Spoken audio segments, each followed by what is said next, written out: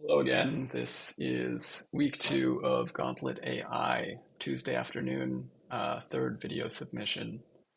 Uh, so, week one of this project was getting the chat app to an MVP state. There's a certain list of features that was met, and this week is focused on layering in AI features. So not only are we building AI first, we are bringing in AI to the apps themselves. Um, so the underlying system that is powering the feature that I have introduced is called RAG, that's Retrieval Augmented Generation. I'll walk you through the code really quickly um, to demonstrate the RAG. So we have a class here called AI service. What this does basically is uh, takes in a command and a question. Um, it builds some context and passes that into the question answering, which there's um, two commands. One of them being ask channel and one being ask all channels. So what it does is create an embedding of the question itself, and then it searches for similar messages from the database. Uh, so embedding, you compare that to other embeddings, get a similarity score, score those, grab the top ones, and then you go to OpenAI um, and you create a completion. Um, and that response, you just feed that back to the front end. Um, so if you're not familiar, it's a little bit confusing, but once you understand it, it's actually pretty easy to understand.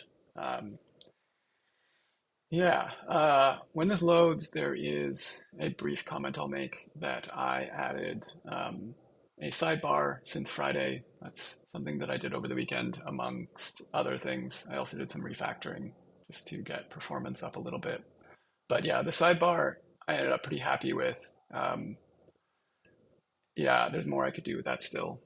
But yeah, um, so when I mentioned um, that a command is passed in, what that actually means is in the front end, there has to be some way to give input in the form of a question. So there's actually no indication of how this functionality works if you don't know it's there, which is kind of funny because I spent a lot of time on making the interaction feel good, but it is just a slash command. So forward slash, and you have this menu pop up here, and there's the two commands.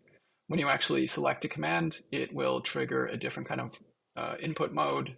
So you'll see that we have the command listed. Because it's bound to the channel, we'll just remind users here that we're asking about this channel called general. And why don't I ask, who can't make it for lunch tomorrow? And we see here Alice can't make it tomorrow. Dave was initially asking about lunch. So let's see what we get back here.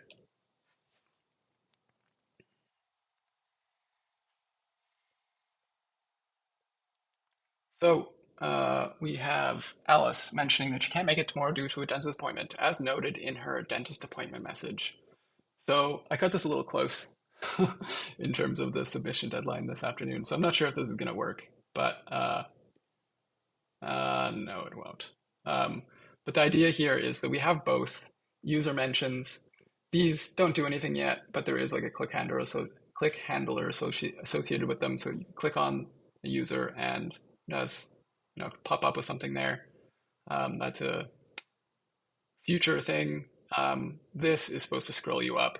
It's honestly worked most of the time, but right now it's not working. And that's probably due to the fact that I had to do a lot of work to try and get the AI to deal with that. As you can see in this prompt, it is enormous. And a lot of that is just trying to get it to output the right thing. Anyway, it did work. It's pretty cool. This should give you a very basic idea of what we're going for here. The second command I can also give you a demonstration of. So the last command is bound to the channel, ask all channels. This is essentially like a workspace-wide question. So now we're in a different channel. There's no mention about lunch here. It's all very serious. They're talking about ancient Mayan astronomical calculations, etc. So if I just ask the same question, who can't make it to lunch tomorrow? It's always the demos you can't spell. Right, so if I do this here, it should know that in general, they're talking about lunch, even though in this channel, they're too serious to think about lunch. Yeah, there we go. It seems that lunch plans for tomorrow were discussed by Dave, who asked who was down for lunch. However, Alice mentioned that she can't make it to a dentist appointment. So, I mean, this is really all you can hope for in a response. I don't know how that could actually get any better. This is a particularly strong response in terms of the responses I've been able to get. Pretty cool. This, again, is supposed to, in an ideal world, I click this, it switches to the general channel and scrolls to the message. Let's see what happens. It does not. Oh, and it worked.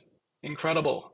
So that second demonstration, the second command for all channels, was a winner. Very cool. That works. In terms of what's next, I didn't really get around time. I was gonna add like one more fun one, just like weather or something, and like hit up a free weather API. I think there's one like this API. I've used it once before. Super easy to use. /weather, and it would just give you the weather near you, using like a completion from OpenAI again to summarize it. Not that important though. Might not get around to that. Otherwise, I've also implemented user mentions. So you can just mention a user. It doesn't, again, do anything yet, but the functionality is there. It's all sort of like the groundwork for doing other cool stuff.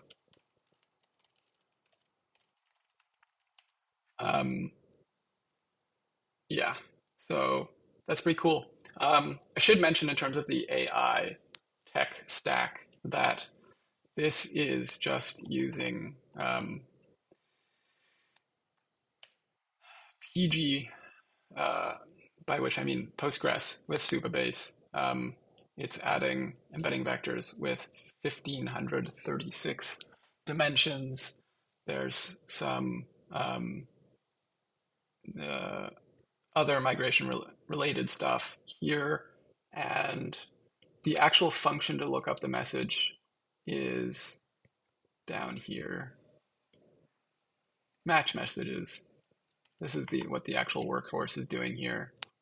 So it's querying and then matching, and you can pass in a match count too, and then it's returning this data. This is something that AI just wrote for me, this entire migration, which is very cool, because it would otherwise be kind of gnarly.